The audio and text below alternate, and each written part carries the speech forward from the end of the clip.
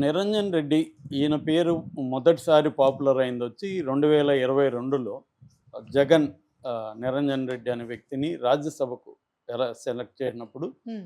అందరూ ఎవరి నిరంజన్ రెడ్డి అనేది అప్పుడు అనుకున్నారు. అయితే అంత కామన్ పీపుల్‌కి కూడా అప్పటికి తెలీదు. తెలీదు. అయితే హ్మ్. ఇప్పుడు అల్లు అర్జున్‌ది ఇంకా జైలుకి పంపించేశారు. ఎందుకంటే నిన్న అల్లు అర్జున్‌ని 11:45కి వాళ్ళ ఇంట్లో ఆయన స్విమ్మింగ్ చేస్తున్నప్పుడు వెళ్లారు. ఆయనకి ఇబ్బంది పెట్టి మొత్తానికి ఆయన్ని అరెస్ట్ చేసి తీసుకెళ్లారు. తీసుకెళ్ళి నాంపల్లి కోర్టులో ప్రొడ్యూస్ చేశారు. నాంపల్లి కోర్టు 14 రోజులకి ఆయన్ని కోర్టుకి అంటే దాన్ని జ్యుడిషియల్ కస్టడీకి పెట్టేసింది. దాంతో అందరూ కూడా ఏమనుకున్నారు, షాక్ అయ్యారు ఒక్కసారిగా. హ్మ్. జ్యుడిషియల్ కస్టడీ అంటే ఇంక 14 రోజులు బెయిల్ రాదు. రెగ్యులర్ బెయిల్‌కి అప్లై చేయాలి. సాటర్డే, సండే కోర్టులు ఉండవు. హ్మ్. కనీసం 2 రోజులైతే కంపల్సరీ జైల్లో ఉంటాడు అల్లు అర్జున్ అన్న పరిస్థితి వచ్చేసింది. హ్మ్. భరితమైన సిట్యుయేషన్ మొత్తం హ్మ్. హైదరాబాద్‌లో ముఖ్యంగా వాళ్ళ ఇంటి పరిసరాలు గానీ, కోర్టు దగ్గర గానీ, జైలు దగ్గర గానీ అభిమానులు వేలాది సంఖ్యలో వచ్చేసి తమ అభిమాన యాక్టర్ ఇలాగా అవుతారని ఎవరు ఊహించలేదు. అవును. సడన్ ఇది. అవును. ఎందుకంటే ఆయన మీద కేసు ఉందని తెలుసు గానీ, హ్మ్. సడన్‌గా ఇలాగా పోయి ఎందుకంటే ఇప్పటివరకు అనేక చోట్ల ఈ తొక్కిసలాటలు జరిగాయి, పొలిటికల్ ర్యాలీల్లో జరిగాయి, పుష్కరాలప్పుడు జరిగాయి, బాబాల వచ్చినప్పుడు జరిగాయి. రకరకాల హ్మ్. నిన్న రామ్ గోపాల్ వర్మ 4 ప్రశ్నలు అడిగారు. దేవుళ్ళ ఉత్సవాలప్పుడు జరిగినప్పుడు చనిపోతే దేవుడిని అరెస్ట్ చేస్తారా? ప్రత్యేక ఈవెంట్లలో చనిపోతే హీరో, హీరోయిన్‌లను అరెస్ట్ చేస్తారా? ఇలాగ ఆయన అనేక ప్రశ్నలు అడిగాడు. హ్మ్. అవి లాజికల్ రైట్ క్వెషన్స్ అడిగాడు రామ్ గోపాల్ వర్మ. అట్లా ఇప్పటివరకు ఎక్కడా అరెస్టులు చేయలేదు. అటువంటి దానికి ఈయన తన సినిమా తను చూడ్డానికి ఫ్యాన్స్‌తో కలిసి వెళ్ళాడు తప్ప ఈయనేమి నేరం చేయలేదు. అవును సార్. అక్కడ క్రౌడ్‌లని కంట్రోల్ చేయాల్సిన బాధ్యత తనది కాదు. హ్మ్. తను వస్తున్నట్టు పోలీసులకి చెప్పడమే తన బాధ్యత. అది చెప్పారు. ప్రొడ్యూసర్ చెప్పారు. థియేటరోళ్ళు కూడా ఏసీపీకి రిటర్న్‌గా ఇచ్చారు. అది కూడా నిన్న కోర్టులో ప్రొడ్యూస్ చేశారు. 2 రోజుల ముందే వాళ్ళు ఇచ్చారు. అక్నాలెడ్జ్‌మెంట్ కాపీ కూడా వాళ్ళ దగ్గర ఉంది. అది కోర్టుకి ప్రొడ్యూస్ చేశారు. అందువల్ల చేసిన నేరం లేదు. ఒకవేళ ఈయన మీద ఆరోపిస్తే నెగ్లిజెన్స్ అని ఆరోపించాలి. హ్మ్. 106 బిఎన్ఎస్ సెక్షన్ పెట్టాలి. అట్లా కాకుండా 105 culpable homicide, 118 voluntarily hurting somebody ఈ సెక్షన్లు పెట్టడం అనేది ఎంతో ఘోరం అనేది అందరికీ అర్థం చేయించడం.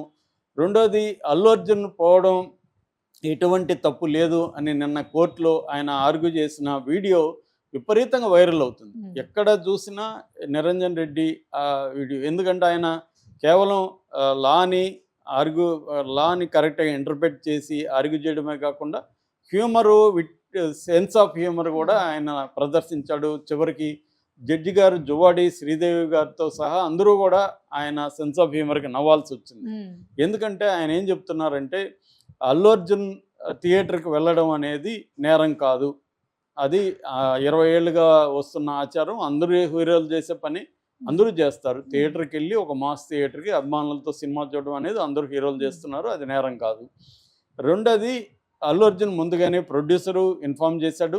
అట్లాగే థియేటర్ యాజమాన్యం అక్కడ ఏసీపీ చిక్కడపల్లి ఏసీపీకి రిటర్న్‌గా ఇలా అల్లు అర్జున్ ప్లస్ కో స్టార్స్ వస్తున్నారు.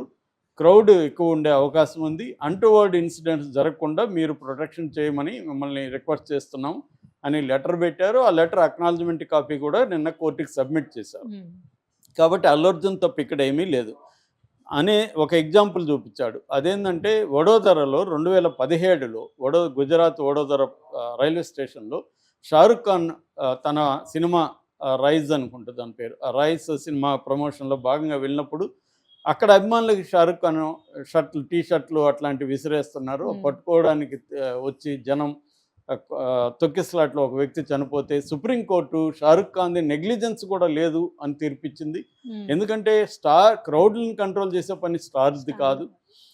అది ఆ పని గవర్నమెంట్ పోలీసులు వాళ్ళు చూసుకోవాలి. అది వాళ్ళ ఫెయిల్యూర్ తప్ప షారుఖ్ ఖాన్ నెగ్లిజెన్స్ కాదు. షారుఖ్ ఖాన్‌కి ఏమి తను టీ షర్ట్‌లు వేయడం వల్ల మనుషులు చనిపోతారనే ఒక ఐడియా ఆ ఏమీ ఆలోచన లేదు. ఉండదు కదా ఆ సార్. అవును. ఇంటెన్షన్ లేదు హ్మ్. అనేది సుప్రీంకోర్టు చెప్పింది అని చెప్పి ఈయన వాదించారు. ఇంకా ఇక్కడైతే అల్లు అర్జున్ ఆ పని కూడా చేయలేదు. హ్మ్. ప్రొయాక్టివ్‌గా ఫ్యాన్స్‌తో ఇది కూడా ఆయన సైలెంట్‌గా వచ్చి సినిమా చూసి వెళ్ళడానికి వచ్చాడాయన. హ్మ్. ఆ పనే చేశాడు.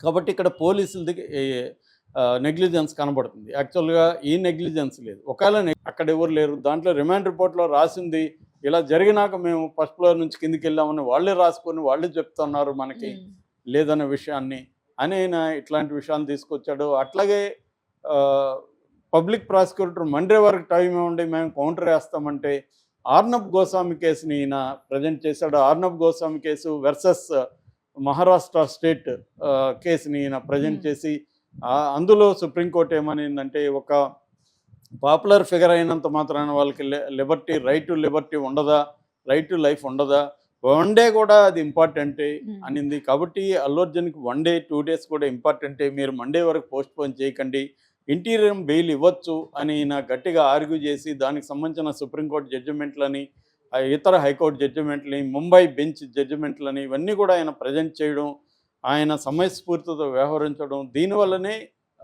జస్టిస్ శ్రీదేవి కూడా కన్విన్స్ అయ్యి ఈయనకు అల్లు అర్జున్కి బెయిల్ గ్రాంట్ చేసింది.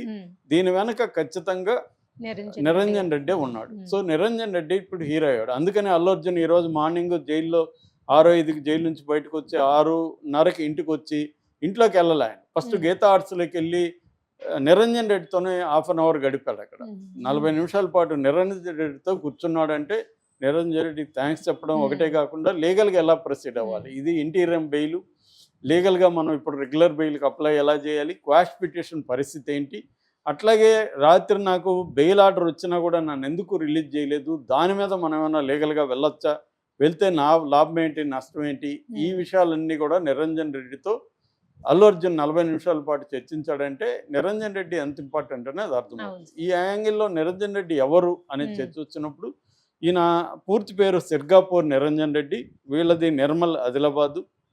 ఈ జడ్జి గారిది కూడా నిర్మలే, వాళ్ళ జడ్జి గారు కూడా పనిచేసింది అక్కడే అనమాట. అట్లాగే వీళ్ళ ఫ్యామిలీ అగ్రికల్చర్ ఫ్యామిలీ, కానీ వీళ్ళ నాన్న విద్యాసాగర్ రెడ్డి చాలా పాపులర్ లోకల్ అడ్వకేట్ అక్కడ. సో కొడుకును కూడా అడ్వకేట్ చేయాలని ఆయన కోరుకుండేది. ఇతను కిషన్ సాగర్ అనే ఒక ఏరియాలో కాన్వెంట్ స్కూల్లోకి చేర్పించాడు వాళ్ళ నాన్న. ఆ తర్వాత శివశివాని పబ్లిక్ స్కూల్లో చదివారు. దాని తర్వాత ఇంటర్మీడియట్ అయిపోయిన తర్వాత 5-year integrated course, law course Symbiosis అనే లా కాలేజీ పూణేలో ఉంటుంది. అది వెరీ పాపులర్ లా కాలేజీ. దాంట్లో వీళ్ళ నాన్న 5-year ఇంటిగ్రేటెడ్ లా కాలేజీలో చేర్పించాడు. అక్కడ ఈయన చదువుకున్నారు. వచ్చిన తర్వాత ఈయన మనోహర్ రెడ్డి, కె ప్రతాప్ రెడ్డి అడ్వకేట్ల దగ్గర పనిచేశారు ఒక 3 ఏళ్ళు. దాని తర్వాత 95లో ఈయన ఇండిపెండెంట్గా స్టార్ట్ చేశారు. ఈయనకి ఇప్పుడు 54 years. 95లో ఈయన ఇండిపెండెంట్గా స్టార్ట్ చేశాడు. ఆ తర్వాత 94 నుంచి జస్టిస్ మురళీధర్ దగ్గర సుప్రీంకోర్టులో కూడా ఆయన ప్రాక్టీస్ చేయడం మొదలుపెట్టారు. దాని తర్వాత ఈయన 2016లో సీనియర్ అడ్వకేట్ డిజిగ్నేషన్కి సుప్రీంకోర్టులో వచ్చింది. అప్పటి నుంచి 2022 నుంచి ఫుల్ టైం ఈయన సుప్రీంకోర్టులోనే ఎక్కువ ఆర్గ్యుమెంట్స్ చేస్తున్నారు. అట్లాగే జగన్కి కూడా ఈయన అడ్వకేట్గా పనిచేశారు. ముఖ్యంగా సిబిఐ కేసులు, పిఎంఎల్ఏ చట్టం కింద ఈడీ పెట్టిన కేసుల్లో ఈయన జగన్కి కూడా అనేక సార్లు ఆర్గ్యూ చేశాడు. అట్లాగే ఈ